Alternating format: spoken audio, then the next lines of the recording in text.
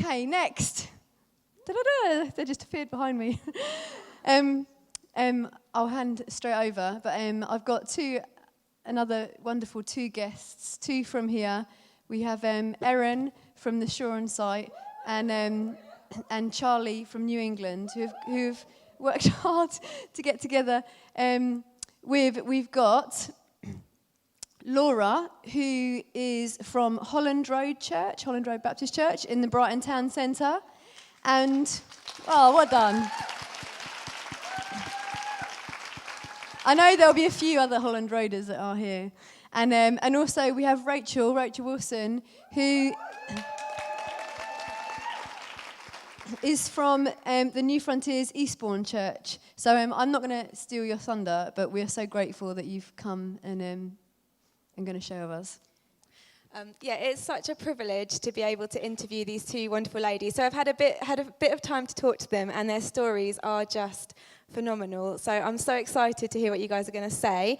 But before I rabbit on more about who you are, it probably is more helpful if you tell us a little bit more about yourself. So Rachel, if you just want to give us a bit of an intro into what life looks like for you. So I'm from Kings in Eastbourne, and actually I moved to become part of that church when I was 4. So I've kind of I've had the privilege really of seeing it change and grow, and ended up marrying one of the leaders. So I'm well and truly stuck there now, and I'm at home full time with my children. I've got Zeke, who's 5, and Anna, who's 3.5. I'm sure I'll talk a bit more about later on.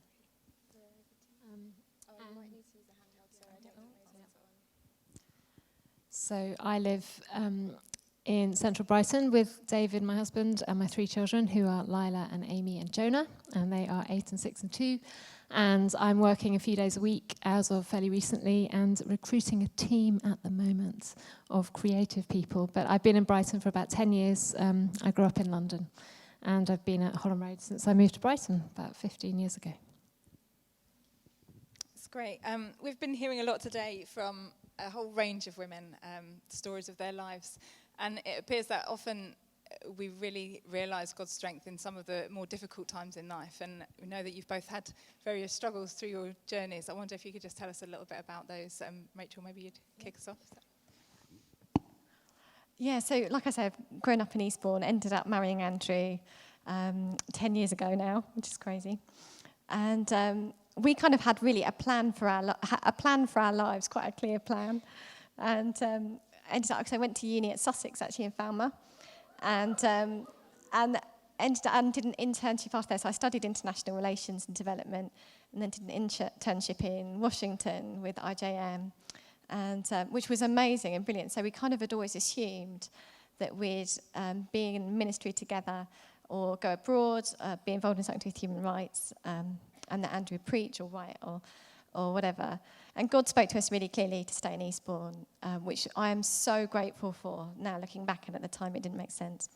But basically everything went a little bit crazy. When we had, after uni, I'd started a job there, and then we had our first child, Zeke. And Zeke was a really good baby. He was sleep trained at 11 weeks. He was a really good baby. And so we got pregnant with our second when he was 9 months. I had quite a small gap. And it was the day that I went into labour with Anna that Zeke had a schedule of growing skills done, which the health visitor usually comes and does, doesn't she? And he was 18 months, and that was the first really alarm bells that went off, that something wasn't right, because he still wasn't hitting his 12-month milestones.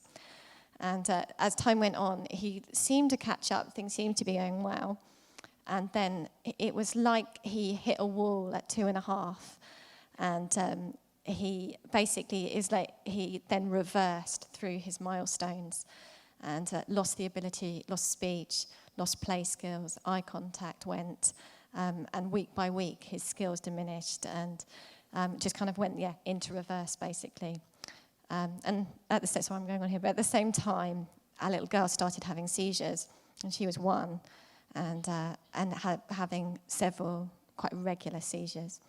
And we were like, what on earth is going on? Really, that's been our story. Both children have been diagnosed with severe autism. And that has been completely turned my world upside down and my plans upside down, really, and has been quite a challenge to work through, and has become all-consuming. I think when you have kids, you never realise how all-consuming it's going to be anyway, do you? But it has been quite a steep learning curve over the last few years. And what does life look like for you then on a day-to-day with looking after the two children?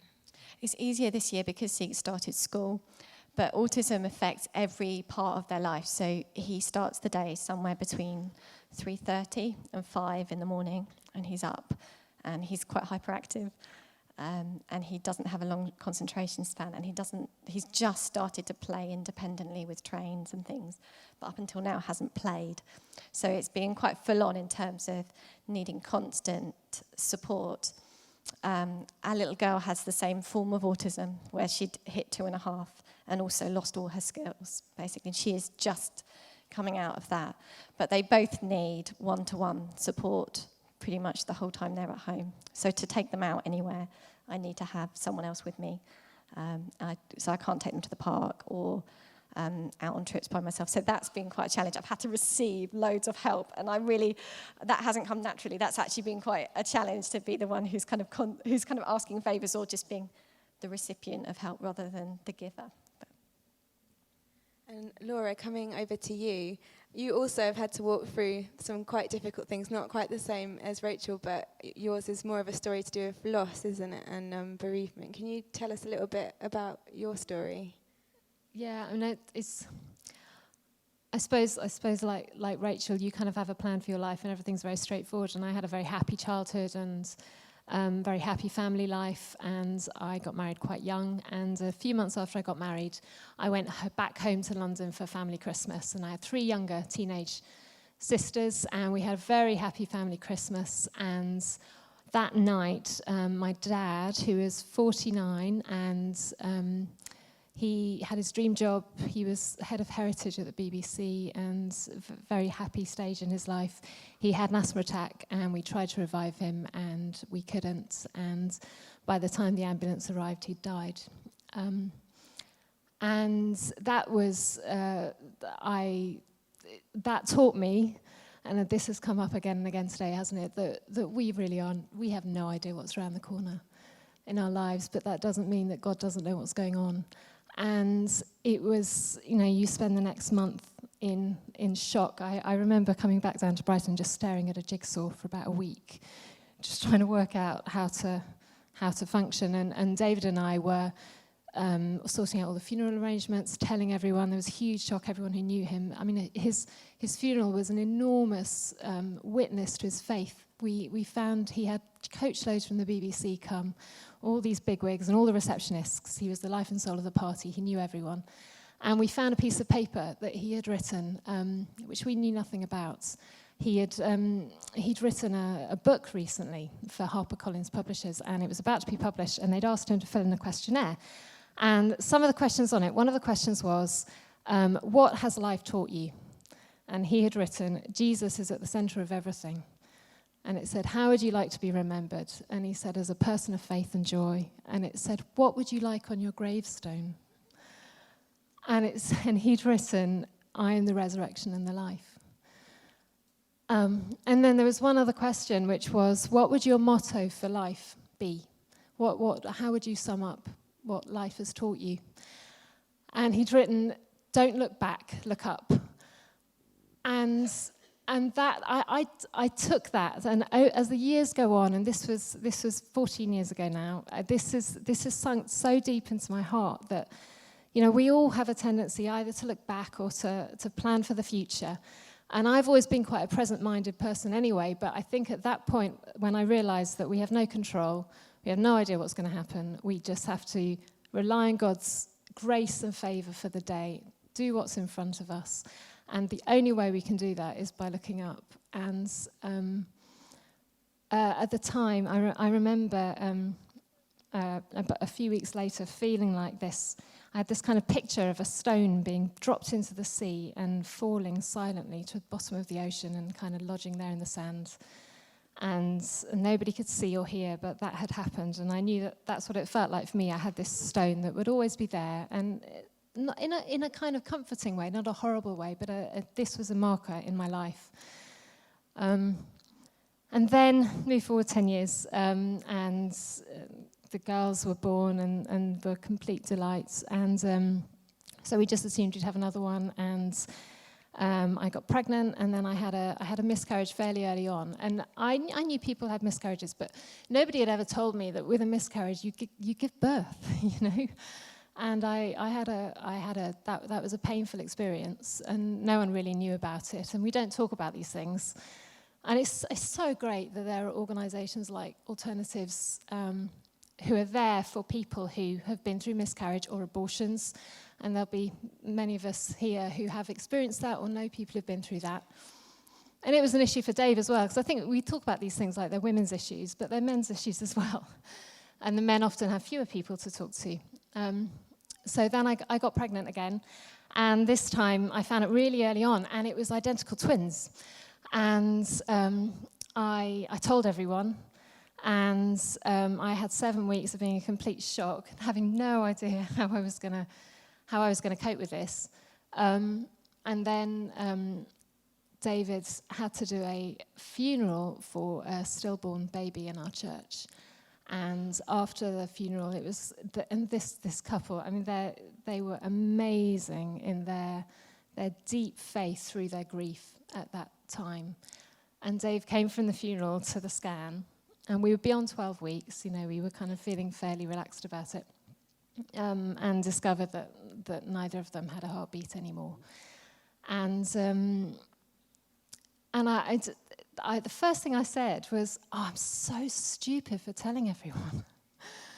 But actually, the help that we received just from having to be exposed in that way and tell people what had happened for us. And what's been so amazing today is when you have that openness and that transparency, then you suddenly realize that so many people have stories, you know. And I can see you nodding, you know, so many people have been through stuff and can relate and can support and can pray and can help. And it was very humbling for me. I like to be somebody who's fairly in control. But that, you know, the church family are so wonderful, aren't they? The way that you suddenly realize that you have this support, and it's people who know what it is to know God's grace in their lives. And that was what I was going to say, because this other lady at church had this stillbirth, and then I'd had this experience. And without me knowing, a group of women in the church did a ring round and said, "We just got to pray," you know? So they all got together, they all came to the church, and while I was in hospital still. And they all prayed, and they wrote down some of the pictures that God gave them, some of the words that God gave them. And I wrote all this down in a book, and I dug it out yesterday. It was about 4 years ago this all happened.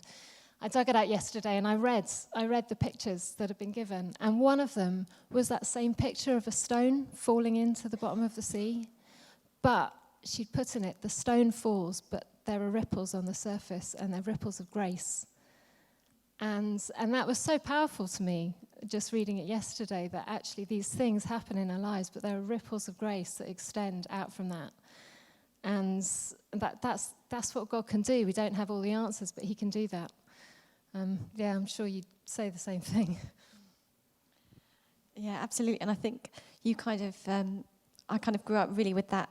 I remember the first time I heard Isaiah 61 about binding up the brokenhearted, and I had such a passion to be the person who did that for other people, and who have a ministry to the poor and proclaim good news, bind up the brokenhearted. And it was only when what's happened with, particularly the second time with Anna, was so painful, because it's like the death of so many dreams of what we thought family life would be like. But it was like this revelation: I'm the brokenhearted, and Jesus binds me up. And I think so often we hear that passage about going, bind up the brokenhearted, proclaim it to the people sitting in darkness. I'm sitting in darkness, but it's okay because Jesus binds me up. I'm brokenhearted. But there's people, and I think particularly when you're involved in church leadership as well, you have this sense that I will be the giver, I will be the strong one. And it's been quite a revelation when you do have moments of real weakness and real brokenheartedness to go, actually, you're in this. And hopefully, from having been brokenhearted, I'm better equipped to do anything that might impact anyone else. But firstly, he binds me up. before anything else. But yeah. I think you're kind of touching on this already, but our next question was really about kind of expectations, because so often I think things happen in our lives that are actually really painful, but one of the most painful things is actually that disappointment of, well, I thought my life was going to be this way and now it isn't, or I thought this thing was going to happen and now it isn't. I don't know how God has helped you really just to deal with those disappointments and kind of what those disappointments have been for you. I don't know if you can talk a bit about that. I think, yes, so often I worship the God of my plans, and I hadn't realised I do that, but sometimes I don't know about you, I act like I'm Batman and he's Robin, and I'm like, right, God, I would like to be involved in this ministry or something, and you will fall into line and quit me and all this thing. And actually, he's Batman, isn't he? And I'm Robin. I'm anything. He is in control. He's number one. But that's been a real journey of actually I'm not going to worship the God of my plans. I'm going to worship the living God who is with me in this right now. And somehow he's going to bring good out of it. And somehow this is the new story that he's writing. And it's going to be a good story. Do you know what I mean? But I'm not the writer. He's the author of all things, isn't he? And but I think that is a transition. And I think, coping with disappointment in the middle of that and learning to live day by day is so important, and that doesn't come naturally to me at all. In fact, before I had my children, I think before we were married, I had the names of our children written on a mug. And I was looking at it the other day, I was like, that's insane. Andrew must have been really freaked out as well if we weren't married. But just, I thought, gosh, I've always been such a planner. And that's what God's working in me now, I think, in terms of for the future. And worshipping him in the middle of his new plan. And hoping that, for all his goodness in it, really. Yeah, and I think there's a point in that about bereavement as well, is that it's not just losing a person, it's losing all the things that you had which were associated with that person. And not just plans for the future, but also the aspects of your relationship with that person, whether it's family or friends or anyone, which were unique to that relationship, which nobody else can replace. So for me, with my dad, he was the kind of he had enough ambition for me, for the both of us. Do you know what I mean? He used to send me job applications regularly through the post. You might want to apply for this competition, Laura. You know, you might want that job. And when he was gone, I was like, oh gosh, well, forget it. I'm just gonna roll with it and see what happens. And that drive, in a way, just kind of disappeared from my life. It took me a long time to realise that was to do with him, and to do with that. And there's something about just all the things that we go through in life. It's because you just carry on, don't you? You just kind of day by day, and it takes a great discipline to kind of step back and work out, why am I not reacting to this in the way I would have expected? Why am I not being the person I thought I was going to be in this situation? And tracing that back. And that's where, you need the Holy Spirit's help and discernment and other people speaking into your life to do that. And you can't do that unless you've told them what the issue is. And I'm terrible at that. I'm not always the best at being really transparent about what's going on in my life. So but when you do that, then you get the input, which we all need, don't we? So, yeah. We heard Emma saying earlier, just I think towards the end of her talk, how God can give us hope even in the very darkest of places. And I don't know, just talking about you, Zeke, being up at like 3 o'clock in the morning, I can imagine that's sometimes quite a dark place. And I just wonder what gives you hope in those kind of times, and what kind of things reveal God's strength and faithfulness when you're right in the midst of it? Yeah, I don't know about you, but I think tiredness brings all my sin right to the surface. It's not like I become, and I think that's a challenge. I think one of the challenges of going through a time of suffering is I kind of imagine that it would make me more godly immediately, and sometimes it feels like the opposite, doesn't it? You're really tired, and you're arguing with your husband, and it's all this. One of the things that's given me hope and helped me pray as well is I've tried to make a habit and a discipline of daydreaming about eternity, because I think, like you said, and I think that I've been through a period of real grief. The first time, after the first diagnosis, I was almost relieved, because in some ways it gave some answers as to what was going on. But the second time, it just felt like a death of dreams. They'll never ride a bike. They'll never live independently. They'll never get married. In fact, every day I went out, it's like, they can't ride scooters. They can't do this. It was all about what they couldn't do. And it was so painful. And there was like pain around each corner because you suddenly have more realizations of, oh, they're probably not going to drive, or they're not, all these realizations. And actually, I don't think we do need to say goodbye to all of those things necessarily. But initially, it's like a bereavement of what you'd hoped for and what you'd planned. I've just completely lost my train of thought now. I think I was going somewhere with this. Oh, no. Okay, this is tiredness. But I've tried to make a discipline of daydreaming about eternity. And, you know, when your head goes somewhere, and it's often about the next holiday or something. And I realised that I don't need to say goodbye to all those things, because at some point, we will all sit around a table and we'll play cards, or they will ride bikes, or we will go travelling together, or we will. And in my particular daydream of eternity, it's like the end of Gladiator, when he's in that lovely Tuscan villa and he's looking out at a sunset. And in my daydream, there's Zeke and Anna across the table, and their bodies are completely relaxed, and they're following a train of thought, and we're having a long conversation, and we're laughing together.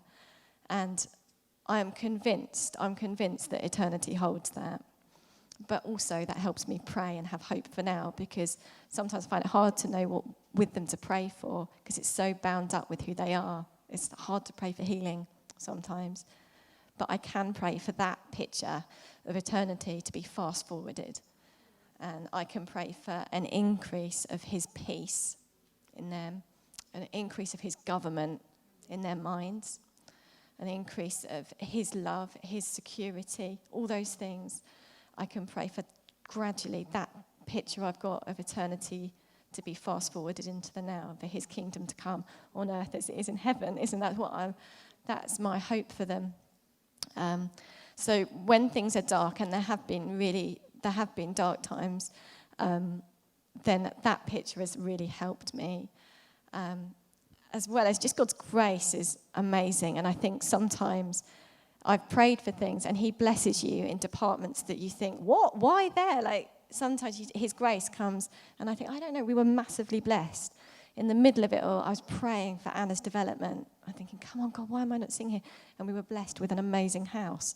And I was thinking, I'm not sure I wouldn't necessarily have chosen it there, but I'm going to take that as your gracious gift. And for some reason, you know that right now is going to, and it has been a huge blessing to us. But it's like in the Hunger Games, you know, when the gifts come down just as you need them. And there have been amazing gifts of grace that have given me hope and like a confidence that he's there, he's with me. In fact, there's one, so I will stop talking about it, but there was one incident when it really snowed heavily the other year, and both the children wear supportive footwear, so they both have orthopedic shoes which they wear. And it was heavy snow. I was trapped inside. Nursery was shut, and I couldn't take them out because their shoes aren't waterproof, and they're not steady enough on their feet. And I went down to the shed, and I felt so alone and so trapped in the house. I thought they weren't interested in the snow. They didn't want to play in it. I went into the shed, and there was a box that had never been unpacked from when we moved in. And on top, I opened the box, thinking, what's in there? I opened the box, and at the top is a pair of orthopedic snow boots. And the size of them is 25.5, which is exactly Zeke's size. And it was the size that, in fact, they were better fitting than the shoes he had now because he's had a growth spurt. And you know when you think it wasn't even about the boots, because I could have coped indoors all day.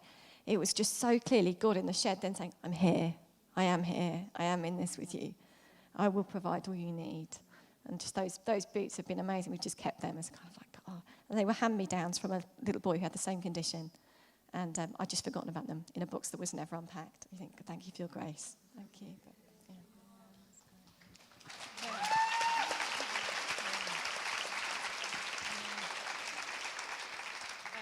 And Laura, I wonder if, you've spoken a little bit already just in terms of prayers that you received over those times and what was born from that. I wonder if maybe you could speak a little bit more about fruit that has actually come from those bereavements and experiences that you've had. Yeah, I think one of the things with my dad is that and it's kind of easier to say this all the years down the line. I believe not only that he died at the perfect time for him. I believe that he knew he was going to die. I think he had 24 hours notice. Just from the way he'd arranged everything. When I remember that day, the things he said and the things he did, and he didn't want to be old. He didn't want to be a granddad, really. You know, I think he was happy to go. But also the way that he prepared all of us as a family. And then just as that was God's plan for my dad, he had a plan in it for the rest of us as well. And I look at my mum, you know, she was a full-time teacher. She's in her mid-40s. She's got teenage kids, you know, 4 of them. She's up to her ears. And she had to go back to school after the Christmas holidays and carry on teaching and just carry on with her life, you know. And she did that for a year in a state of shock. And then the pension came through, she resigned, and she spent a year saying, God, what on earth am I going to do? My life has revolved around my husband and my kids. What does the rest of my life look like? And all the things which she had never done, which were part of her personality and gifting, because she had devoted her life to serving us as a family, gradually, and that thing coming up again, that God does this gradually in us, he put them back in her life. And she's incredible. You know, she travels the world. She's a consultant for charities, and she goes into often mission situations, and she can relate to the single women because she's a single woman. She can relate to the married women because she was married for 30 years. She can relate to the people with kids. She's able to bring that kind of pastoral and leadership input into their lives. So God had a plan for her life, and I'm so grateful for that. And for my sisters, they were 15, and yet God used it in their faith to teach them about heaven and about eternity. None of us had heaven as part of our theology, really. We'd never thought about it. It was a nice idea. But suddenly to think, you know, there's a destination, you know, life is a dot and heaven is the line after the dot. You know, we live in the light of eternity, and there's a bigger picture. There's stuff going on we just don't understand, and yet we get to be a part of God's work. It gave my walk with God a depth which would never have been there otherwise, not in terms of understanding, but actually in terms of just that childlike trust. Again, that verse has come up again and again today, trust in the Lord with all your heart. And the Good News Bible has it, trust in the Lord with all your heart and don't rely on what you think you know. And that was that's so helpful, isn't it? We just need that. So I think there's been the fruit for that in my life. And yeah, with miscarriage, gosh, it's hard, isn't it? I mean, it's, again, like you say, as far as I'm concerned, I have 3 children on earth and 3 children in heaven, and I'll meet them one day. Yeah. Actually, just following on from what you said, I was just wanting to chuck an extra question in here, actually. I'm just so aware that through the really difficult times, actually, we kind of need to cling on to God and cling on to his truth. And I was just wondering if there are any verses or any particular aspects of God that you've particularly clung on to when life has been that bit tougher than maybe is always. I think actually about him binding up the brokenhearted was really significant for me. And I think actually for me at the moment, something I'm really living with is he's not given me a spirit of fear, but of power, love, and a sound mind. And I found that really, really helpful, actually, particularly in looking after the kids are very repetitive. And one of the challenges of looking after them is Zeke will tend to take a phrase and then say it and say it and say it and say it. And Anna will be grinding her teeth or flapping or humming or walking in circles, but doing something very repetitively. And I've found that really helpful phrase, because as I tend to then follow their train of thought and spiral and start thinking about the future, start fearing and start being going into my own repetitive autistic fears and thoughts which go round your head over and over. And it's been really helpful, that phrase at the moment. It's something I'm really living with, a spirit of power, love, and a sound mind. And I think actually, particularly in praying for Anna, I keep going back to the story of Jesus when he goes to the little girl and they've said it's too late, and he says, Talitha, little girl, wake up. And that's my prayer for her, is when I go in and she's sleeping, I say, little girl, wake up. And I believe, and clinging to that, he is the raiser, he is the resurrection life. And also he will restore the years that the locusts have eaten. And that's my prayer as well for them, is that all of the time going backwards, Lord, would you restore it so much more, restore the years that the locusts have eaten, and bring like resurrection life in them now as well. Yeah. Yeah, I think one for me, which kind of caught me unawares one day, is I think it's Philippians 3:1, and it just this kind of throwaway comment talks about worship being a safeguard for you, and it says keep worshiping because it's good for you and it's a safeguard. And I've really enjoyed the singing today, and just that reminder that worship is a protection. It's a protection for our souls and for our minds. It's good for us. You know, when Davina said she didn't know what to do, so she just sung. You know, and I can really relate to that. You know, I remember after the first miscarriage, I had Mavis Staples' gospel music on really loud for about a day, and just that when we worship, it forces us, however we're feeling and however we're sounding, it forces us to look up, and it's only when we look up that we can get out of the spiral.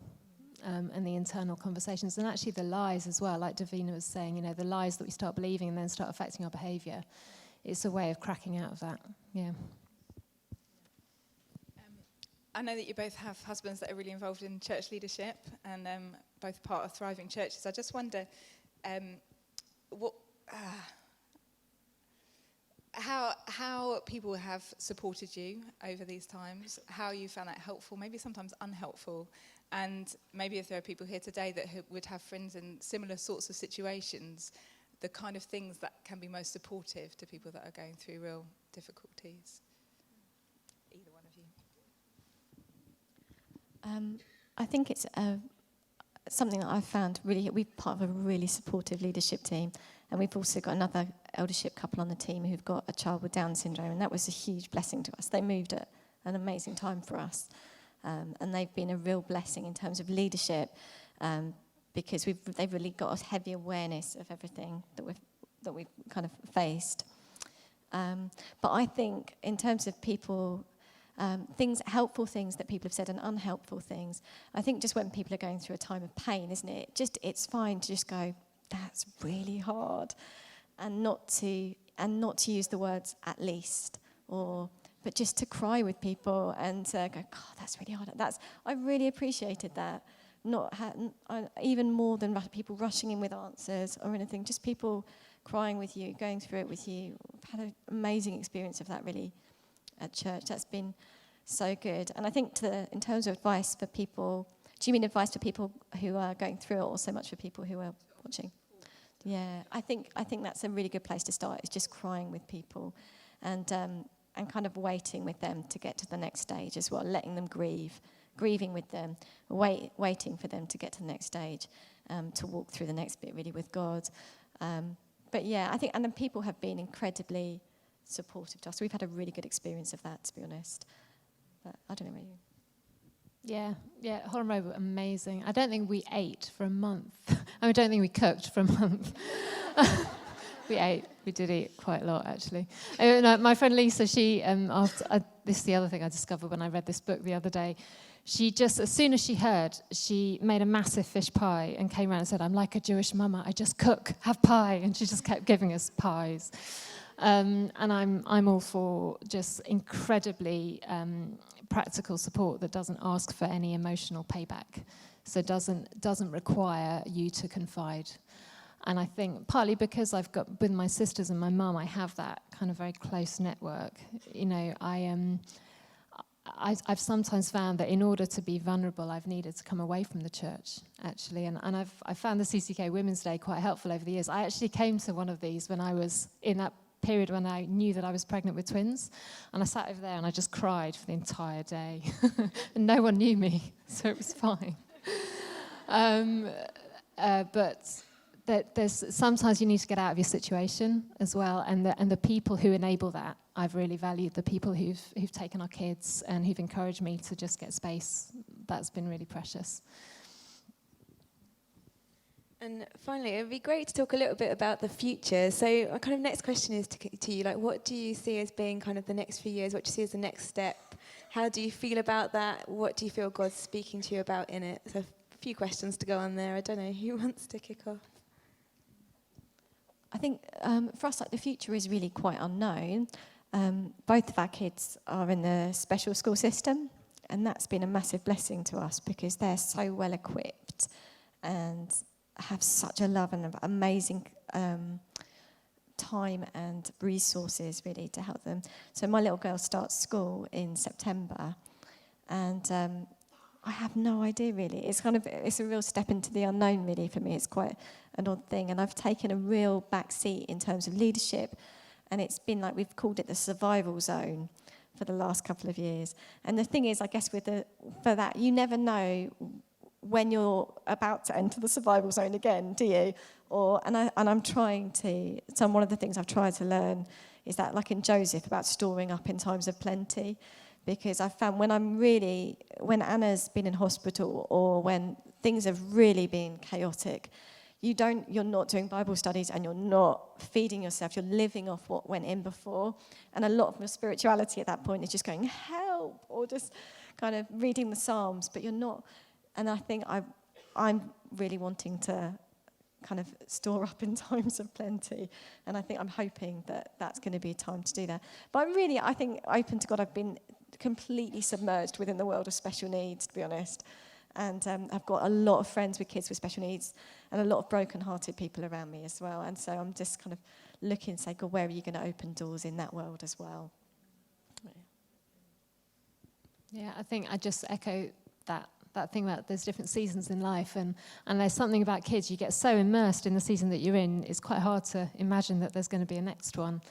And I've just recently started working some more, and I'm really excited about it because the job I'm doing is trying to gather a network of people in Brighton to help churches across the country who are less resourced than we are in creative communication. So really trying to help churches with their design and their artistic endeavours so they can communicate the gospel more effectively. And I'm really excited about that. But 2 years ago, there's no way in a million years I would have imagined that I was doing this. And God put it all together like he does. And he doesn't let us see around the corner, and thank goodness for that, because we were saying this earlier, weren't we, that it's so good that we have no idea what's around the corner. But sometimes we find ourselves in a new season without quite realising how we got there.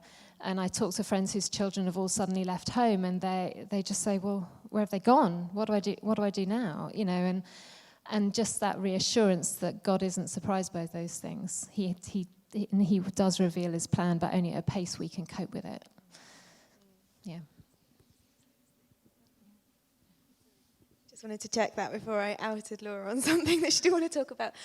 You were telling me earlier about, connected to your dad, that you've just been finishing some work that he had been doing. Can you tell us a little bit about that as well? He wrote a book. He wrote a book called Confidence, which is all about confidence in your faith and your future. And then he wrote a book about C.S. Lewis at the BBC. And it's the anniversary of C.S. Lewis's death this year. And he's a big thing in America. So the book that he wrote, I finished it off for him so it could get published, because I was like, there's no way he's going to spend the last year of his life writing a book that then never gets published. That would just be wrong.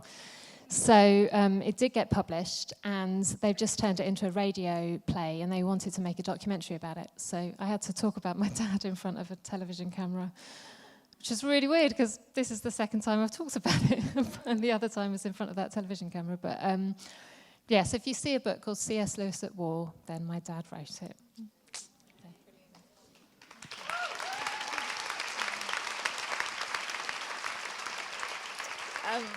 Ladies, it's been amazing to hear your stories.